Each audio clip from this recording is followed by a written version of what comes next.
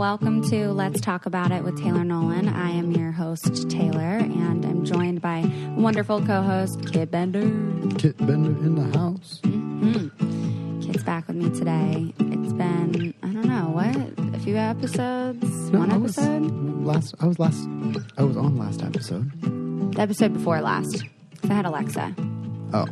It was you, then Alexa, and now you again. But now you're not a guest. I don't know how scheduling works. Yeah. Time is funny. It is. Last episode, you were a guest. Okay. So, welcome back. I'm happy to be here. Yeah. I'm glad you're here. Especially for this episode, it wouldn't feel right for it to just be me with our guest today as we're discussing masculinity. Which I am an expert on, anyone that knows me. No, it's an interesting topic. Yeah, you definitely have more experience than I do, just being a male. Although women also have layers of masculinity that they exude. Mm-hmm. How often should they be used interchangeably? Those ideas. Male ideas, masculine ideas, female ideas, feminine ideas. Should. I don't know. I don't want to shit ourselves. I don't want to shit ourselves. No, I don't want to shit ourselves with that. But I mean, I would say that I think some of the things that we'll talk about today with like the stereotypes of masculinity, how masculinity plays a role in dating and a little bit in our mental health as well, that similar things could probably be found with the stereotypes of femininity on women. True.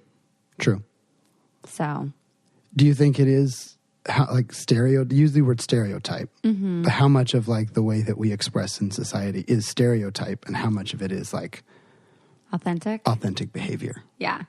I think there's like a little bit of both. I think more often there's a lot of pressure for those stereotype things to come to the surface.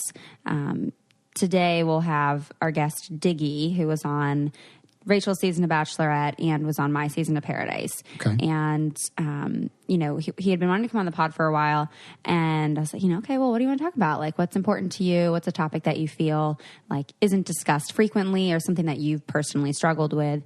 And he came up with like, these stereotypes of what masculinity is, and especially in his dating. And so he'll be calling in a few to discuss some of his personal experiences with that, some of his thoughts on it. But I think as we start talking about what these stereotypes look like, that we'll come to find that they're rooted in some kind of like evolutionary purpose. Mm-hmm. Like there's some biology to it, just with like testosterone and estrogen and what separates men and women. Mm-hmm. And like the history of like male-female roles throughout, our evolution. Which we've talked about used to being a little more binary than they are now. Yes. The roles of male and female and and the expectations and even stereotypes around masculine and feminine used to be very, very different. But a lot of those, those boxes are being opened and there's a lot more gray areas and spots in the middle for us to live, which is sometimes I think can make us not quite sure where we fit in if we don't start with the stereotypes. If we didn't just pick up that box of masculine traits early in life and carry them through, figuring out which of those are worth adopting, which are worth holding on to, which are worth holding on to, but maybe very loosely, like with a certain kind of balance. Because anytime you take anything and identify too strongly with it, it can become unhealthy or imbalanced, right? So it's these damn boxes. We keep coming back to them. We do, but that's why I love you being on the pod with me, because like that's both where we both go. It is where we both go. With the boxes, they are so important, and they really do. They're like boxes almost that like we carry on our shoulders. Like they're with us all the time, and so they're really important to look at. I don't remember what episode specifically we really dove into the boxes. I want to say it was a third or fourth episode really talking about my speech with Active Minds. That was second or third. But I think the conclusion we keep coming back to is there's always this initial, like when you approach a topic, there's kind of initial way you have of thinking about it. And it tends to be in this, like, if you're traveling through the parts of your brain and you're looking through the closets, it tends to be, here's a subject, and then here's a box of all the things that I've collected through my life of how I understand it. And often we don't take the time to open that up and look at what it is. We sometimes just go with it. Yeah. But what we've seemed to continue discussing is that often when we open up those boxes, the things that we think are in there may not be what either should be in there, or maybe once we pull them out and examine them, we're like, oh wait, there's a whole lot of other things that this needs to integrate with in order to be effective. Well, and that sometimes the things that are in the box are actually just you shitting yourself. Mm-hmm. And you got to be real careful and not should yourself. Don't should yourself. So I want to take a quick break to tell you guys that the FabFitFun Summer Box is now on pre-sale. These boxes start shipping May 23rd. For those of you that don't know, FabFitFun is a seasonal subscription box for women to treat themselves and discover new products. One of my favorite things about FabFitFun is that the boxes actually deliver full-size fashion, beauty, home, fitness, and wellness products. No sample sizes. It's delivered 4 different times a year for just $49.99 a box. And like I said, no samples of anything. So some of the products that you're getting are worth more than what you're actually paying for the whole box itself. Sign up for FabFitFun today to get your summer box. The FabFitFun Summer Box is in limited supply, and these boxes always sell out. Use my code TAYLOR to get $10 off your first box. Go to fabfitfun.com to sign up and start getting the box for a life well lived. Use promo code TAYLOR to get $10 off your first box. That's over $200 worth of products for only $39.99. Go to fabfitfun.com and use my code TAYLOR to get $10 off your first FabFitFun box. But okay, back to the show. And so, I mean, I'm curious, you and Diggy both, I feel, don't fall under the stereotypical, like, masculine appearance even. And maybe not appearance, but I guess, like, style.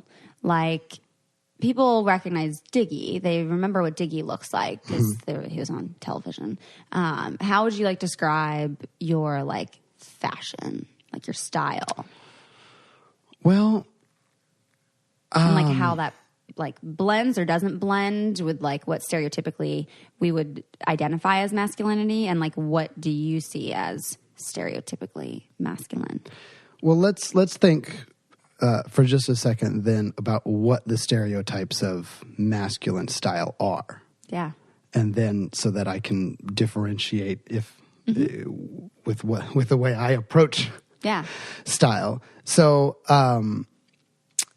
when I think of a masculine style, I think stereotypically I would think of that being mostly aligned with, because I think style and the way that people express themselves through their clothing and through their fashion has only very recently become a thing that people really chose super consciously. I think a lot of times it more had to do with your profession. Yeah. You dressed in a way that, if you worked in a certain place or you lived in a certain part of town or a certain community or a certain part of the world, you dressed in that way. So, and that has a lot to do. I mean, that's how you're introducing yourself, And that's how you're introducing yourself. And so a lot of people, they would dress in a way that would say, hey, I'm a coal miner, or I'm a businessman, or I'm a blacksmith, or whatever they were doing. And so if you look at traditional stereotypical masculine roles, and then you think of the way they dress, you think of things like boots and things that are exemplary of very hands-on working with your muscles and maybe outside or whatever. Those are tend to be considered when we think of masculine thing. We think of cowboys and we think of people riding motorcycles and all that kind of thing. And that they're tough. That they're tough. That they got muscles. Yes. And they sweat. Yes. From working hard. And they're maybe calloused and they smell a little like grease. I don't know. Maybe we're taking that maybe too far. But those are just some of the weird stereotypes that can come into the head that when we think of masculine fashion. But I mean, how did you differentiate my fashion just as an observer from those stereotypes? Well, I'm going to describe what you're wearing now. Okay. Be very detailed. It's a podcast, and so we want to create a very clear image for the good people. So we got a beanie. Okay. We got a beanie, first off. Indoors. Strange. Okay. We got these glasses that are like shaded with red and yellow. Mm-hmm. Like a ombre. Like the top half is red and the bottom half is yellow. Okay. We got the beard, which I'm going to consider an accessory. Yeah, it was a conscious choice to grow it and to have it be the way it is. So I think of it kind of as an accessory. Yes. We got the scarf.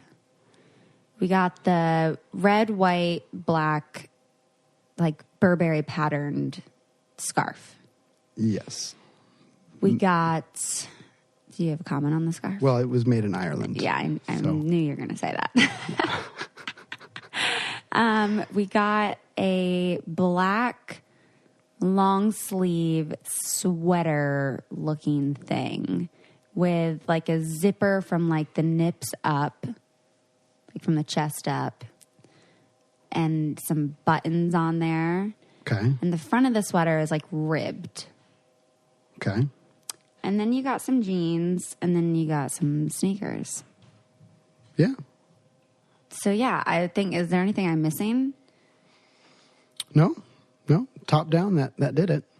So there are some things I think in this ensemble, which I didn't put together on purpose, thinking you were going to be and you're speaking into a purple microphone. And I'm speaking hey, that's your fault. You choose the microphone colors. I didn't choose this specifically knowing you were going to analyze it. So I'm thinking like, what of this is or would be considered in some way stereotypical masculine? I got, I think good pair of blue jeans. That's kind of a masculine thing, right? The scarf, not as much. Not as much. The beard, yes. I think beards are often associated with masculinity. Glasses and beanie indoors. Again, when you think about what region you're in as well, like you also just have a very like Seattle look. True. Like this may be a look that maybe is less accepted or considered masculine in somewhere like Mississippi. True. But in Seattle, it blends. It blends. What I like is when I'm dressed in a certain way and someone meets me for the first time. And the first thing they ask is, because often that, you meet someone, they say, what do you do or whatever. I like it when people guess first. And they guess what you do? Yes, because most of them say artist or artist of some kind. And so I actually dress the way I do on purpose in ways that are a little, like I like to add things like a glasses with pink and yellow tint in them and be wearing a scarf, because I like it when people are like, oh, what do you do? Are you an artist of some kind? Because that just makes the whole explanation of it easier, as opposed to really trying to, dress in a really like, in a way that people don't know or aren't sure. Or they could say, oh, maybe he works in accounting, or maybe he's a whatever. I like dressing in a way that people go there early. And that sometimes means doing accessorizing in a way that isn't traditionally masculine. Well, but I think that you raise an important point here, which is that like your appearance feels to identify with who you identify to be. Yes. That you identify as an artist, and that's something you really like and enjoy about yourself. And so you design your outer appearance to complement that and to be in alignment with that, even if that isn't something that's stereotypically masculine. And so I'm curious for you how, like, dating, if there have been things, I mean, Diggy will talk a little bit about that in his dating life, but I'm curious if that's ever like came up in your dating, that like, you know, a woman has ever made like a comment about how you dress or your mannerisms even. I mean, I remember on Paradise and just knowing Wells, oftentimes he sits with his legs crossed, like very, very, like it's a hard cross. It's a hard cross. It's like the other leg that's crossed over is like underneath the other leg. Oh, like where like you get the full cross, where the ankle's like hooked under the calf of yes. the other leg. Okay. Yes. And so I know that for him, that's something that like, you know, the other guys on the show are like very like masculine. Yeah. They're very like, yeah, I'm a man with my abs and my muscles. Right. And they like to sit with the man spread. Yeah. And whereas Wells is, you know, a little bit different in that way, that he's not following along the stereotypical masculine vibe. And so that was like a mannerism of his that I know has been called out, and that like I recognized as like, oh, that's interesting that he's sitting like that. So I'm curious for you if in dating or even just like in relationships, if like any mannerisms or your appearance like have ever been brought up as like a topic of conversation or like an like interesting comment or interesting note. An interesting comment came to me. This was a year or two ago, where I was on. It was a first date, and this girl was like holding my hand. We were in the car, and she was holding my hand, and she made a very particular comment about how soft they were, and I really didn't know quite how to take it. Like, was that a dig, or was that like? Because she was like, "Oh, your hands are really soft," and I'm like, "Is that bad? I mean, I moisturized them. I don't want them to get cracked. I use these to play the piano. This is kind of my livelihood. Is that like a weird?" And I really, it was I didn't know how to take it. I didn't know whether that was a judgment or not. Because it seemed like, I mean, it's just kind of an assessment of skin quality, but it. See, but I think on the other hand, I think how you know that it is something of note is like if a guy said that to me on a date, that would be a compliment. Right. That would be like, oh, he noticed my hands were really soft. Okay, that's a good thing. And that was why it was like, I wanted to kind of take it as a compliment, but then I was like, wait, is that a compliment? is that a thing? One thing that I'm aware of is because I've in the last few years, well, I've always been kind of experimental in what I wear, and sometimes that's good and sometimes that's bad. Sometimes it's just me exploring, like, what is my identity? Yeah. And what do I identify with in you know, based on where I live as I'm trying to kind of fit in. And then some of it is also just, you know, me being confident in doing the things that I want to do. Yeah.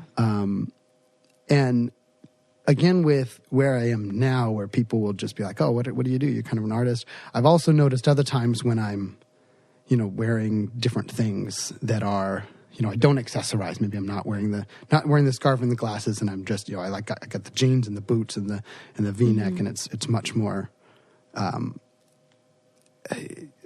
You can't read as much from it. Okay. Right.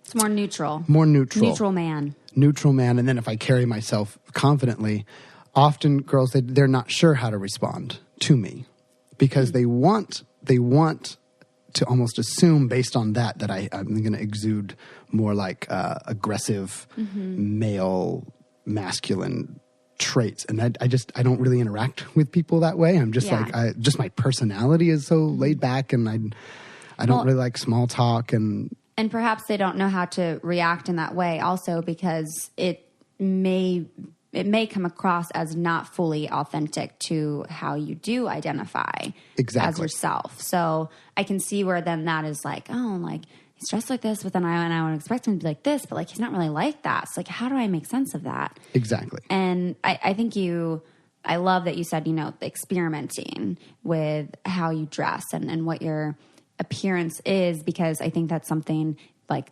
important to encourage for everyone to like explore and experiment with different ways of expression. And with our dress is like a huge way that we do that, but that's also a huge indicator of being judged for your femininity or your masculinity. So I want to take a quick break to tell you guys about 1-800-Flowers. Let's be real. If your big Mother's Day surprise consists of one well-crafted text message, you need to go back to the drawing board ASAP. Moms deserve more than just emojis. Do it right this year and celebrate mom with this special limited offer from 1-800-Flowers.com. Right now, you can take care of all the mothers on your list. 1-800-Flowers will give you 24 multicolored roses plus a free vase for only $29.99. Now that's an offer that mom would approve of. With a bright and beautiful mix of premium roses in a rainbow of colors, these blooms are guaranteed to make her smile. Multicolored roses are the perfect way to surprise all of the moms in your life, your wife, aunt, sister, grandma, anyone. These breathtaking roses from 1-800-Flowers are picked at their peak and shipped overnight to ensure freshness. 24 multicolored roses plus a free vase for only $29.99 is an amazing offer. But hurry, because it expires soon. Just pick your delivery date and 1-800-Flowers will handle the rest. Don't put this off. Order today from 1-800-Flowers.com. It's what mom would want you to do. To order 24 multicolored roses plus a free vase for only $29.99, go to 1-800-Flowers.com, click the radio icon, and enter code Taylor. That's 1-800-Flowers.com, code Taylor. All right, now back to the show. So the way that I've come to be and come to express is to first find a way of expressing myself that people, when they judge the book by the cover, because we always do, when that book is being judged by its cover, they're getting a picture of me that I'm like, okay, that's headed the right direction, that I don't have to kind of retell my story, that they can go, okay, he seems to kind of be like this. And then the second thing is just to choose a thing and then just own it. Yeah. And even if it's a thing like a scarf, which, you know, I don't know what the stereotypes are around. I've worn scarves for years. It's just been a thing. And then just owning it with a kind of confidence that says, I don't know exactly what box you're going to try to initially put me in, but whatever it is, at least I know that I'm really comfortable with it and really confident in it. And then people will come to me with a different way of relating. It's almost like they come to me more open to, oh, what is this guy? He seems to be really confident in what he's doing, as opposed to, he's not quite sure what he's into yet. Yeah. Does that make sense? And I mean, how do you think that you got to that place, though, of being confident with that? I mean, I can imagine for some people that they would receive some negative backlash or perhaps some bullying, even if they're doing this experimenting like around high school or college time, maybe. Yeah. And so being confident with that scarf or with whatever, that might not come as easily. So I'm wondering how you've kind of came to that confidence place. I think our internal world is always reflected in some way into our external world. Absolutely. And vice versa. And the things that we see and are experiencing in this physical, tangible reality is a mirror of what's going on inside of our internal space, energetically, mentally, emotionally, spiritually, however you want to find a way to talk about those things. So the work, I think, just starts internally. It starts with saying, "Oh, who am I, and what do I want? What do I like?" And then experimenting from a place of internal self-confidence. Because I think people can tell when you're wearing something and you're like, "Oh, I don't know if people are going to like this." Yep. And when you're wearing something, you're like, "Oh, this is what I do." And sometimes taking a little bit of, what is that? What do you? That's part of that just comes with it, and learning to say, oh, this is a thing I got, I like it, or whatever, and being confident in that. But I think people can tell when it's a confidence that's coming from an internal space, and when it's a mask, when it's a front for an insecurity. So for me, it's come from doing the work of figuring out who I am and what Yeah. what I want to be, and then I can say, okay, how do I express myself in a way that is most accurate and gives people as little to wonder about, so that I can just get to the good stuff, that I can get to the real conversations and not the judgment conversations or the surface level things. Yeah, that you've done the work in your box. In the box, yeah. And the last episode that you were on as more of a guest. And in that episode, you opened up about your experience with being in an abusive relationship. And typically when we talk about domestic violence, we automatically envision that it's a male perpetrator and a female victim or survivor. So, you know, I think partially I wanted to do that episode to have a male's perspective, partially because cats are playing. It wouldn't be a let's talk about it episode without a few cats in the background. Yeah, without Theo and Lily playing around over there. But that, you know, I think it takes a lot of courage to speak up as a male in an abusive relationship, because that kind of goes against the grain of this like masculine, like you're a strong man, like you're not going to be abused by a woman, that kind of notion. And I'm curious how being in that relationship and experiencing that, like, I guess you're kind of on as a guest again today as I interview you. But how that experience in that relationship impacted your perceived masculinity about yourself. Well, I think a lot of the reasons I was able to first get into that relationship and then stay in that relationship were a result of some very underdeveloped masculine traits. That many masculine traits, like being able to assert yourself, which is kind of just my personality. I don't have a super assertive personality, but like any kind of bold assertion, almost any kind of sexual expression at all, and any kind of aggression. A lot of those kinds of traits were very much pushed down by the community that I kind of grew up in. So a lot of what I was able to be, what I was able to allow in that relationship, a lot of that did come from underdeveloped masculine traits, from work that I hadn't done yet, or as a result of not doing some of the internal work to balance out those masculine traits. Because I think masculine and masculinity is like anything where it's good to develop the traits, but then if they don't have a balance, If they don't fit in your box, well, don't force them. Well, that comes to an interesting thing of like nature versus nurture. Like we have, like I have within me a way I was raised, but I also just have my personality.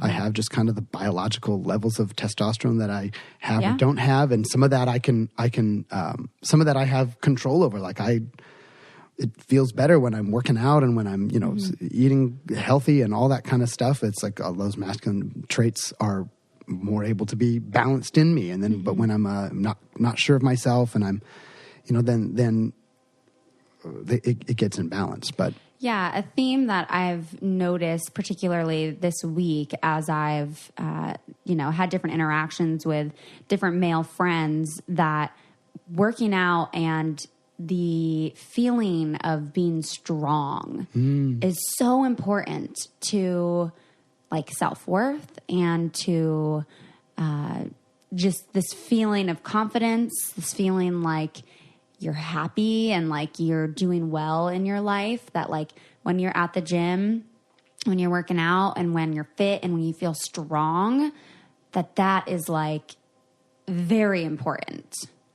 And I think that's something I've always known as like as a layer, but it's just been interesting this week, especially as knowing that we're recording this episode, that like in multiple interactions with men, that has been a theme of feeling strong makes me happy.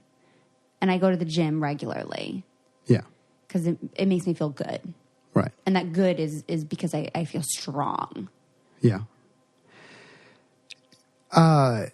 Yes, I think those are definitely connected. But I think I have found important to be aware of is, while that is true, I've learned that the way that I really do like to work out and the way that I really love moving my body is through yoga, which has in the West, in the United States, has Predominantly female. It's very common that I'm the only male in a class, but it's also very difficult to be, to like an intense yoga class works the body and the muscles in a really, really intense way. That is not the same as, like just quote pumping iron, Yeah.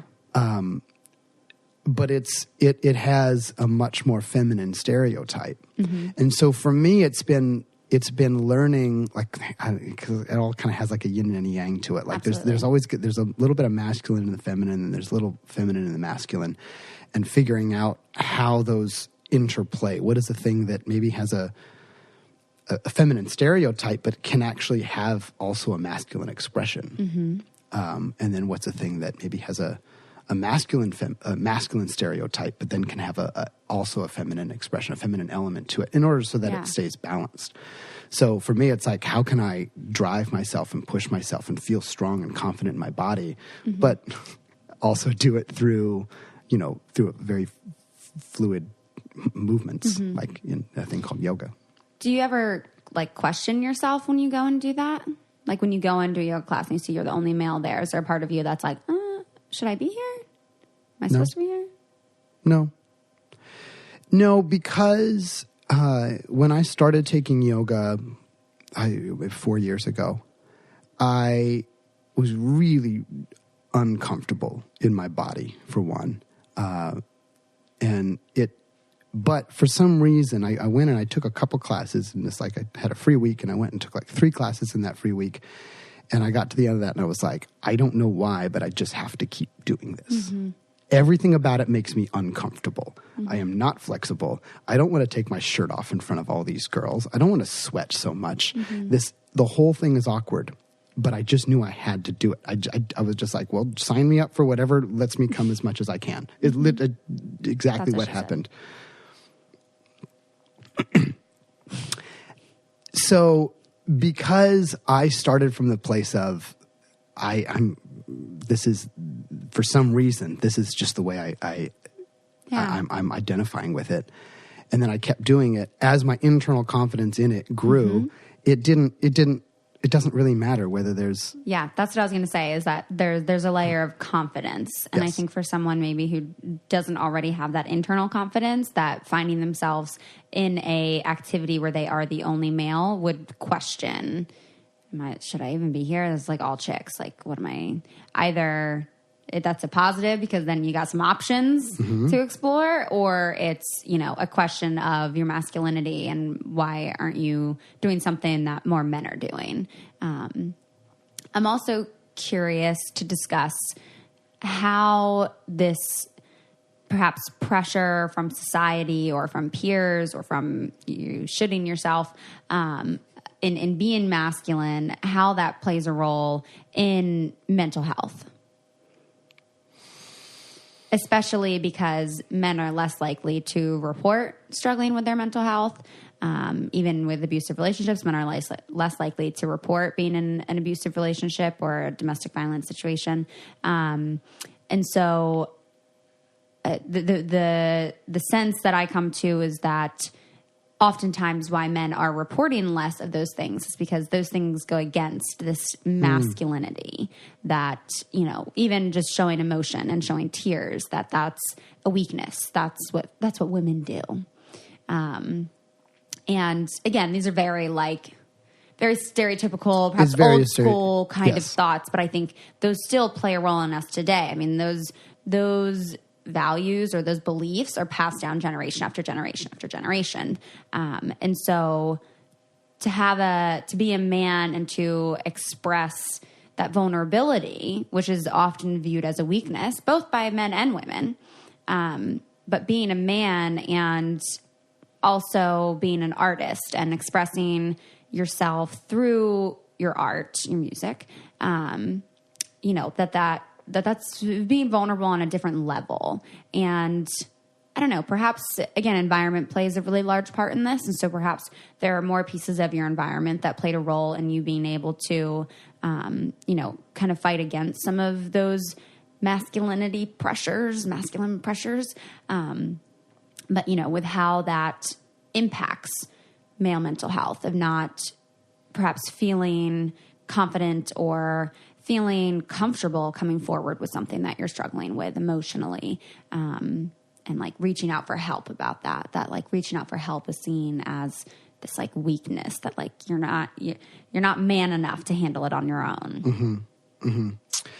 Well, I look at it like, well, for one, I do think there is a generational lessening. That's not the right way to say that. But as each generation learns from the previous generation, but also learns from each other, I think there's an incredible difference between the way that this conversation would have happened 100 years ago versus 50 years ago versus even 20 years ago. There just does seem to be this progression where people will often say, my granddad was, or my great granddad was really, really tough. And then he taught all these things to his dad. And then, he taught all these things to my dad. But my dad was a lot more sensitive than his dad.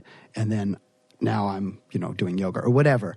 You get this sense that a lot of these stereotypes are being broken down slowly over time. Yeah. But it's the big arc brush strokes of things that are just hard for us to, it's a record with a well-worn groove that just gets put over society. And I think media has a role to play in that too, because often those males are presented in a particular way. I did a thing the other day where I went and watched a bunch of old James Bond movies. Interesting. And it is just because I didn't watch them growing up. Yeah, it wasn't a thing that I was exposed to at all. But everyone's like, "Oh man, those are the best Bonds," because there's just so the Sean Connery ones and all those. And I was watching them, and honestly, in a way, they just seemed really messed up. Yeah, like the way that it was that he was required to be as this, because he seems like this expression of manlyhood, right? And it was often seen that way. But the way that he treated women, the way that he really had to exert no emotion and had all these traits seemed to be like just this stereotype of old masculinity. Yeah. And so imagine if you were growing up with that. Yes. And I think, maybe our parents were growing up with that and we're trying to tell that to us. And then I think all of us have the responsibility to take all of that and then to say, what of this works and what of it doesn't? Yes. And then have the confidence to say, this doesn't work anymore. And I'm going to incorporate it. And our kids are going to do the same thing. Yeah. And we're going to fight back on it a little bit, this generation meaning, and say, wait, that's not how we do things. You need to whatever. So with the mental health, I think a lot of what we're dealing with is old rules and old stereotypes. Definitely. And I think, but I think the more and more of us that are sensitive to it, I think it just begins to set a precedent of those stereotypes being able to be questioned. Absolutely. And then we get to redefine it. Yeah. And I think you are someone who is doing a good job of that. And I think Diggy is as well. We're going to bring Diggy on to discuss some of his experiences with masculinity in dating and his mental health as well. Cool. And he's also, he has a different layer of identity of masculinity as well with being a black male. So let's get into that with Diggy. Awesome. Hey, Diggy, welcome to the show. Hey, what's going on, guys? Not much. I'm here with my co-host, Kitt. Kitt, meet Diggy. How you doing, Diggy? Kitt, what's going on? How are you? I'm great. Yeah, so Kitt was sharing a little bit about like his experiences with masculinity and like what kind of the boxes and the pressure of like old school masculinity. And me and you, we talked a little bit about, you know, your experiences with dating and how this has kind of become a topic for you of like these stereotypes around masculinity. So what are some of the experiences that you've had, if you're open to sharing those, where like your masculinity or the stereotypes around masculinity have like become a topic for you?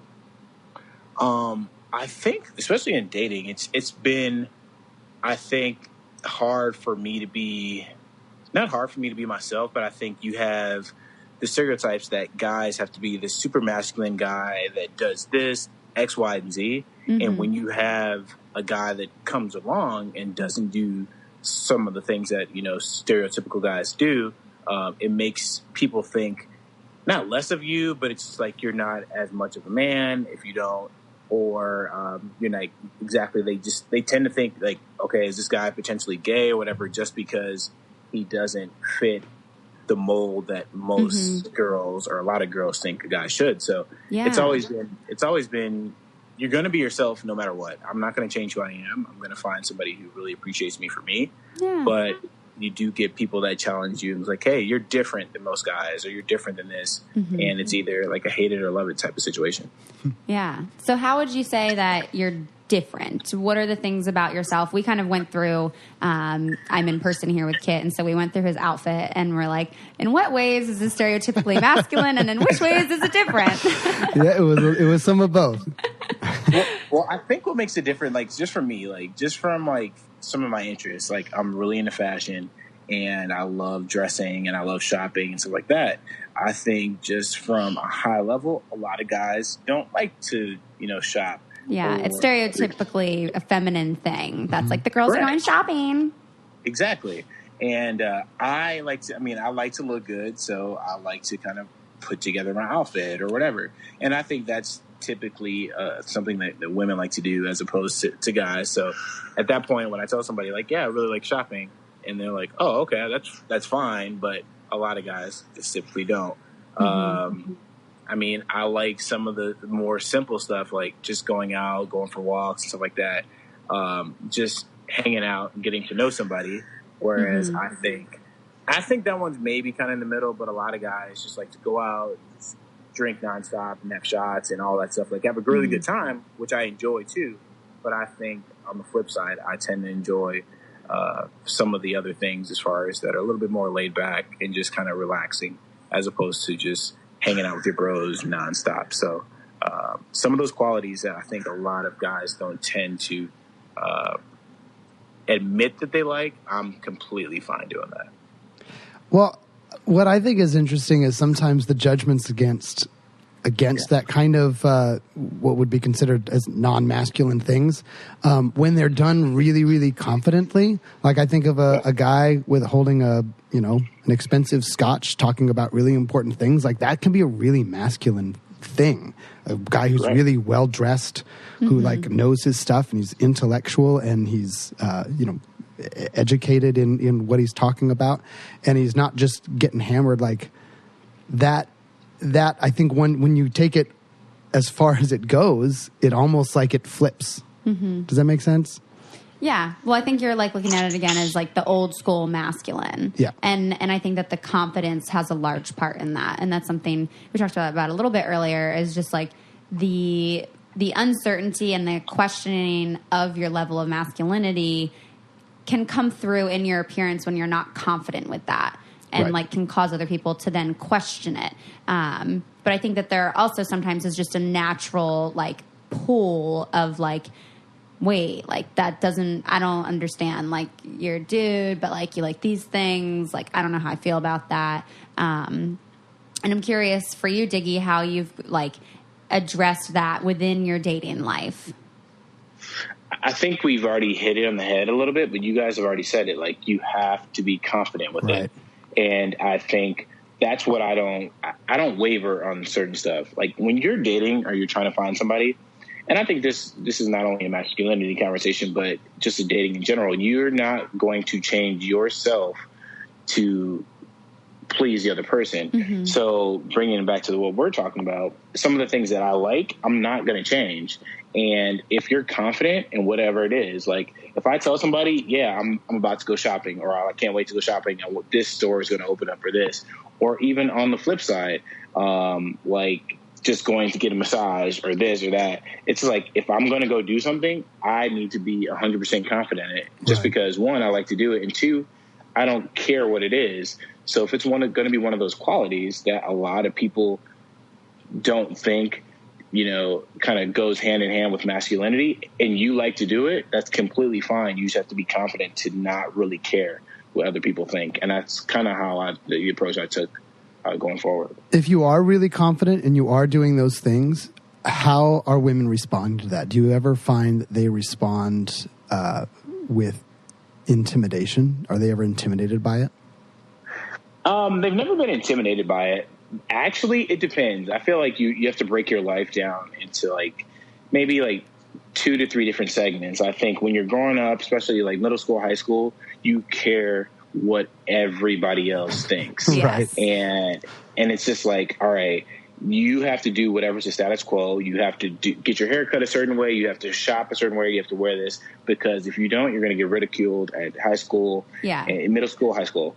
I think once you get to college, that's where a lot of people kind of find themselves. You get, 20, 30,000 people or whatever, depending on your school size, that nobody knows who you are, and you have another chance to kind of identify or kind of like reclaim who you want to be, try new things or whatever. And then you have like your post-college life. You're like, all right, I have a job, or I've graduated, and now I'm on to being an adult. So I think at that point, that's kind of where I've taken the ability, and just like, you know what, I'm going to be me, and I'm going to identify whatever I want to do. The women that I've actually dated have really appreciated at this point in life, as far as like, oh, you like to go get like a manicure or whatever, or a pedicure.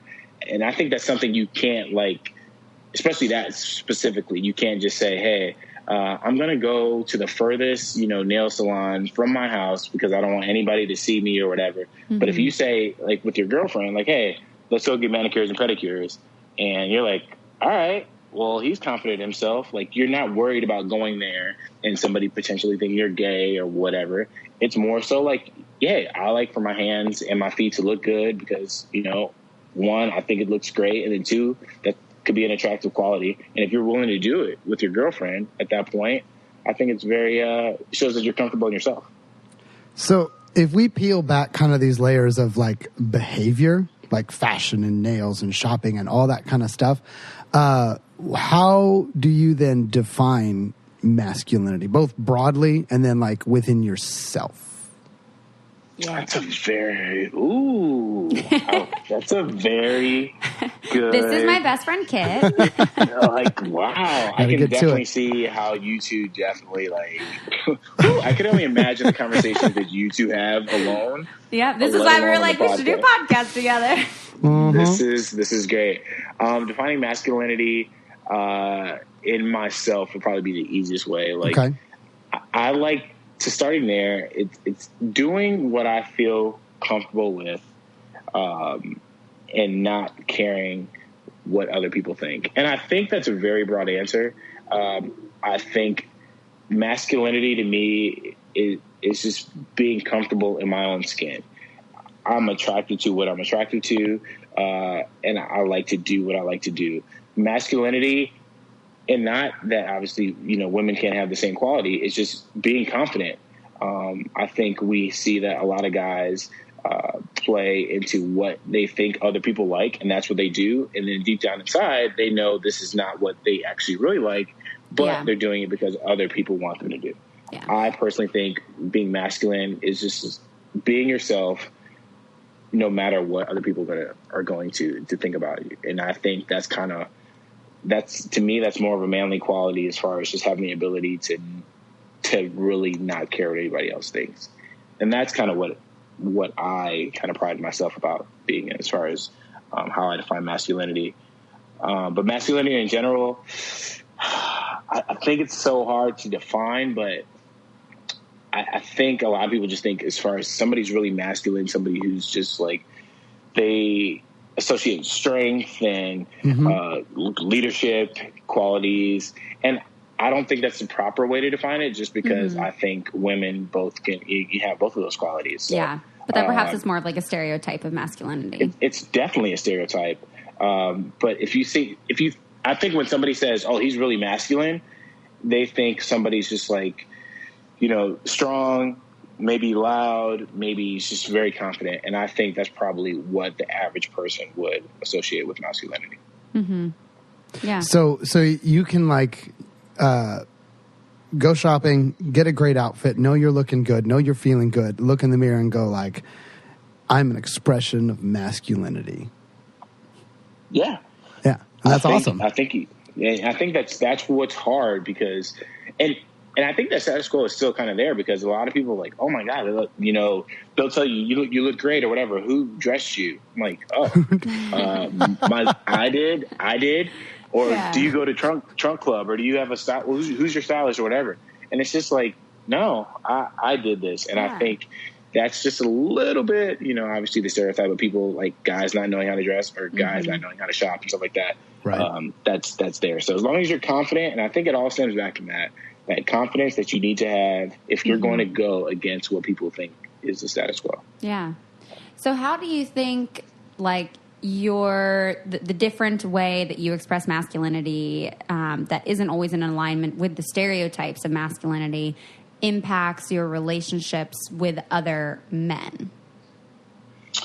I think as you get older, it's a little bit easier, but when you're younger and you try it, it makes them judge you. And when I say that is, you have guys that maybe are a little bit closer to what people think is that stereotypical definition of masculinity. And when they see somebody who's straying from that, they're like, okay, dude, something must be wrong with you, or are you gay or whatever. And I think guys try to throw, that gay word around way more than women do. I think women like, oh, you're a guy that likes to, dress or whatever it is. And they're like, all right, that's really attractive, whatever.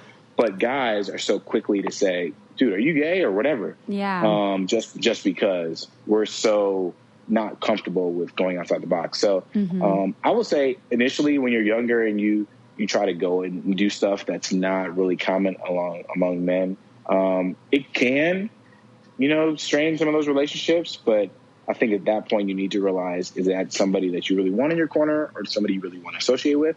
Or is that somebody that's going to let you be you and not really hold you accountable or penalize you for being yourself? Yeah. And I think that it's a really interesting dynamic that you bring up of like other men then jumping to like, oh, well, he must be gay, or like, are you gay? Because then that tells us a whole other thing about what masculinity is for a gay man. That like, it's a whole other level of stereotypes that like gay men are feminine. And if you express a feminine energy as a male, that you must be gay. Correct. You must then like other men and be like a girl. That makes you, I don't know. It's a interesting dynamic that you bring up there. And I think, again, that some of that goes back to like just the layer of confidence and almost like sizing up that happens, that like, perhaps it's seen a little bit intimidating or seen as a threat to other people's confidence levels, and feeling like perhaps you're going against what's supposed to be masculine. So then are you saying, is that a jab on like my masculinity? Like, are you going to judge me then if I'm like going to the gym and being strong, like that kind of thing. So that's interesting that you bring that up. And I'm curious for you if like being on the show at all, I mean, being in that environment with all these different guys, like how that impacted your view of masculinity or impacted your relationships with other men on the show with how you like to express yourself. I don't think the show actually affected anything for me. I do think it actually positively affected everything that I kind of am. I think when you go in that experience, and then obviously you have so much time with the guys, and then for you, obviously the girls, that you get a chance to, especially for me, I'm an only child. So when I'm in a house with 20 plus guys and we're all talking about each other's experiences, we're talking about, how we grew up, how we, the things that we've learned. I've learned so much from just getting a chance to talk and even listening. And I think that's another thing as far as the masculinity conversation, just being emotional. A lot of guys, and I personally struggle with this still, but a lot of guys just are scared to show their emotions outside of their girlfriend and just whatever. But people are just scared to show your emotions. So, well, I think that's something that definitely comes up on the show, both for like women and men. And, I can only imagine, I would love to be a producer, like an eye on the wall on Bachelorette, because there's this 20 plus group of guys that there's all this different, these layers of competition that bring out these different parts of masculinity and sizing each other up and then you're also, doing ITMs and having these really emotional conversations. And for a lot of people, that's the first time that they really actually talk about their feelings. And we talked briefly about this before you got on, just about how showing your emotions and, talking about your mental health even is seen as a weakness, or that being vulnerable is more of a feminine thing. And so it's just an interesting thing to think about. I would agree. I think you kind of hit on the head. It's weird because I claim I'm very much so a soft, emotional guy, but I do not show it. And it's not because I don't think it's masculine. It's just because it's a work in progress. And for me, and it's an example, my dad is a very, very an emotional guy. Like I said, I'm an only child, and he would tell me he loved me all the time. And I remember, I think I was 10, and he was like, son, you never tell me you love me. And I thought it was, I would tell my mom, hey, mom, love you, whatever. I would never tell my dad because, and like I said, we have different age groups where we have our, the way we communicate and show our emotions are different. And I thought telling somebody you love them at that age when I'm 10 was a sign of weakness.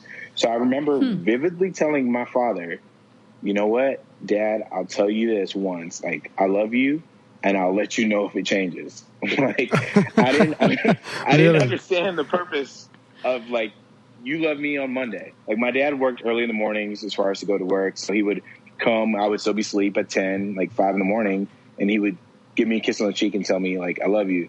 And I would still be asleep. But I was just he would do that every day before he went to work. I purposely, I didn't understand why, if you love me on Tuesday morning, why wouldn't you love me on Wednesday morning and then Thursday morning? Right. So I had the mindset is look, Dad, I'll tell you today on April 1st that I love you. I will let you know if it changes. Yeah. And I remember telling him that, and he looked at me was April 1st his birthday? I'm going to tell you on your birthday, April and that's 1st it. No. Is also April Fool's Day. So do you really love him? Well, I didn't want to say what today's day was, just in case whenever you guys release this podcast. But yes, just an interesting date to choose. Choice, yeah. Okay, we'll go March 31st. But that's kind of how it was. I was like, yo, I'll love you once, and then I'll let you know if it changes. So being raised that way, and then growing into the man you are now, what can you say that your dad did teach you about masculinity? He taught me it was okay, to be, my dad was very, he owned his own construction business, so he was very, very much so, a strong guy, big muscular guy, and it was fine. But my dad would use the love word all the time. I've seen my dad cry, and it made me realize, and it took a while for me to realize it, but that stuff is okay. Yeah. Nobody ever, I said, this was back in the, 90s and stuff like that. Obviously, my dad was married and had me, so the whole thing about, him being gay was never an issue. But it's it showed that you can be masculine like my father was, and you can, still have those qualities as far as being strong, whatever, but you can still have that side where, we have emotions too. and I think people think we're weak when we show them. Mm-hmm. But when you try to bottle up those things that happen, it manifests itself in a bad way. Yeah.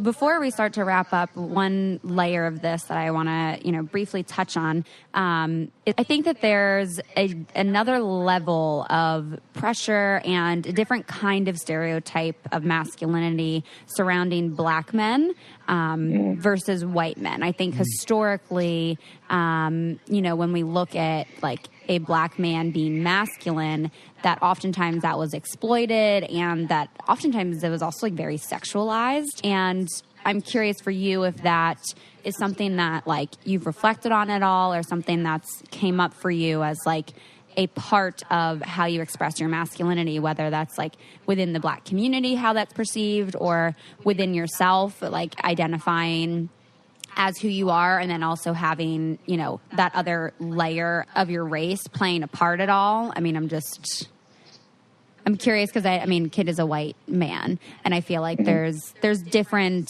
pressures surrounding Black men. And different with their stereotypes. Different stereotypes. Yeah. I will say I never felt like it's... Actually, I will say this. I felt like when I was younger, I liked to dress up and wear different stuff as far as like what I wore. And I feel like going to a school, or some of the people I hung out with at the time, was just like a lot of them were Black. And I feel like everybody wore this one type of clothing, whereas I kind of differed as far as how I dressed and stuff like that. And I feel like that was the first thing that they brought up. And I think the one thing about the maybe the African-American culture, I think, and this could be true about other cultures as well, but I think we tend not to hold back as far as we say what we think a lot of the times, the first thing we think, and we joke around and talk about each other as the way to show that we're friends, stuff like that. Mm-hmm. I know to this day, I still talk about all my friends, and that's how we know that we actually care about each other. But I think that that part of the culture made it a little bit harder than I feel like it normally would have been.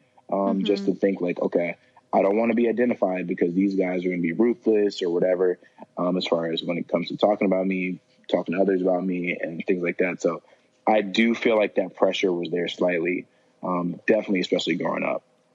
Mm-hmm. Do you think that plays a role at all in your dating?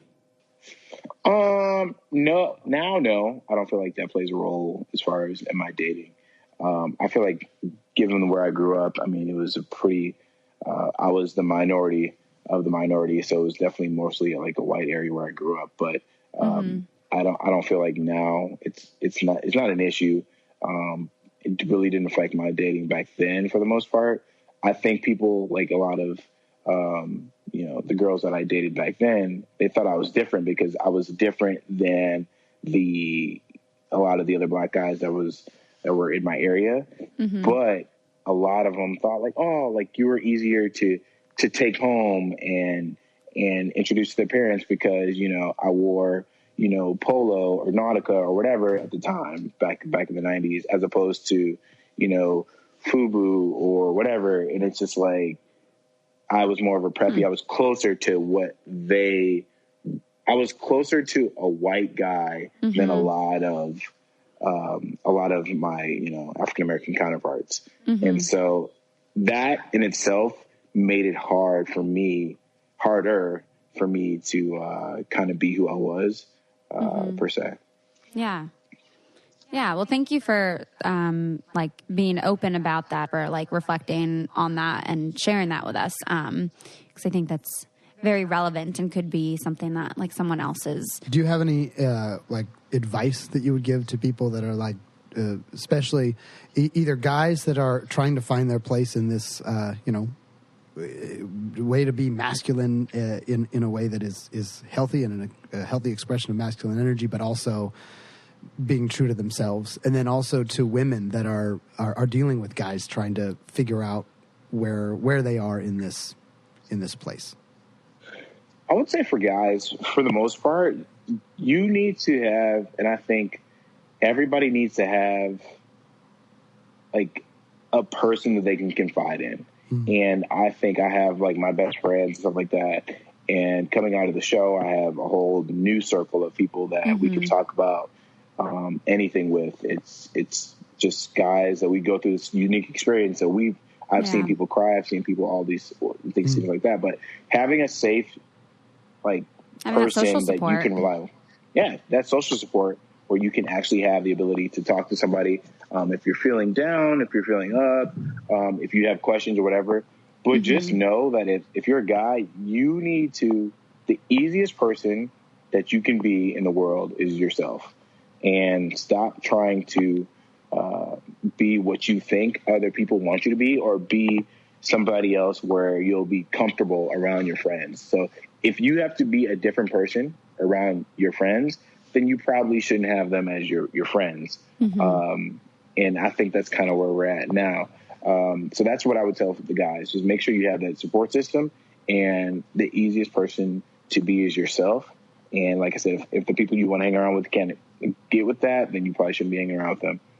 That's such a beautiful, the easiest thing to be is yourself. I know. That's so beautiful. That's the quotable moment of the show for sure. Yeah, that's going to be posted on the Instagram. Yeah. Maybe with the picture of my outfit. There you go. The easiest person to be is yourself. With whatever outfit you put on, I'm 100% fine. All the scarves. Into it. Yeah. But answering the second part of the question, as far as, women that are dealing with guys that may, question or be scared or whatever, just know it's not easy. I feel like women get judged too by other women, but guys tend to be very ruthless as far as what they're supposed to be, They should themselves a lot. What they're supposed to be. And I feel like you have a guy that's really masculine, and you have somebody in your group that's not as masculine, but 100% fine. We feel like we have to live up to, what the other guys are in our circle are. So just know that it may be very confusing for him, but try to get him to confide in you as the girlfriend or as the, female friend, whatever, and just let him know that it's okay, that you're interested in him, however he is, and hopefully he can accept that. That's good advice. Yeah, it's beautiful. I think the easiest and the biggest thing I wanted to kind of convey is that the only thing you cannot really worry about what other people are going to say about you. And I think you do a good job of that as far as just like you post-show, pre-show, during the show. You can't think 100% and do all your actions based off of what everybody else is going to, think. And I think the biggest thing I've learned from my experiences in the past year is that everybody is going to see you and they're going to interpret you in a different way, looking at a different angle, right. And they're not going to know all the facts. And I know that obviously this is the TV portion, but even just the people that see you, here living in downtown Chicago, the people that see you on the bus or the people that see you at work or at the gym or whatever, it's just like they see that little snapshot in your life.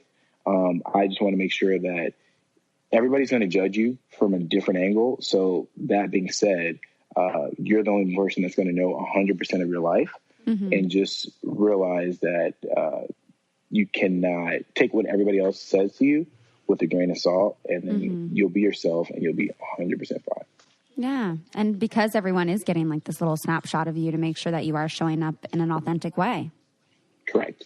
Yeah. Well, thank you so much. It was beautiful. I think it was great. It was great talking with you, Diggy. You too, Kitt. Like I said, a lot of guys don't know how to dress, and that's 100% fine, because that's why I love to do what I do. So I like to write about men's fashion, just fashion in general and stuff like that. So my blog, morethanattie.com, for those guys that do not want to go shopping and want to just find some secret tips or whatever. I'm writing about all that on my blog and stuff like that. So check it out whenever you have time. And yeah, you guys will be able to find that in the episode notes, the website for Diggy's styling tips. Well, thank you so much, Diggy. I'll talk to you guys later. I feel like there's still like so many things I want to talk about as far as like masculine, feminine energies and unhealthy and healthy expressions. Yes. Because I think there's learning to be confident within yourself is great, but also sometimes I've learned a trait that I was pushing against, a masculine trait, is often maybe a thing that I've learned that I needed to move into in some way, and have a balanced expression of just saying, oh, all masculine traits and expressions are bad. Or need to be repressed. That I've seen the shadow side of that as well. And sometimes just saying, like, there's some really positive things to having a good masculine way of being when it's balanced. And sometimes I've needed to push into those things. So that's a whole other thing that we could talk about later. But it's a different way of like exploring and like experimenting with yourself and to figuring out what does feel the most authentic to you. But oftentimes that requires a little bit of stepping outside of our comfort zones to see where all the magic happens. And sometimes that means putting down the expectations that I've gathered. And so sometimes it's acquiring a new thing, and sometimes it's just saying, I've been holding on to this way that I thought the world was supposed to work, or that I was supposed to be for a long time, and I need to put that down. And that can be hard because if it's a part of our identity, but we need that in order to pick up the good stuff. Yeah.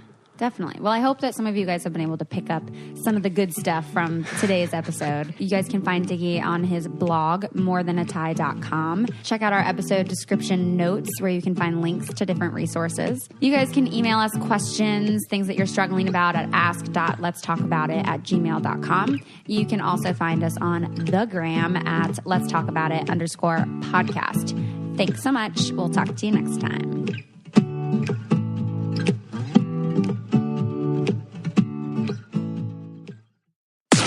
This podcast is brought to you by Wave Podcast Network. Check out all of our shows, including the Brain Candy Podcast, I Don't Get It, Babes and Babies, Coffee Convos, and Let's Talk About It.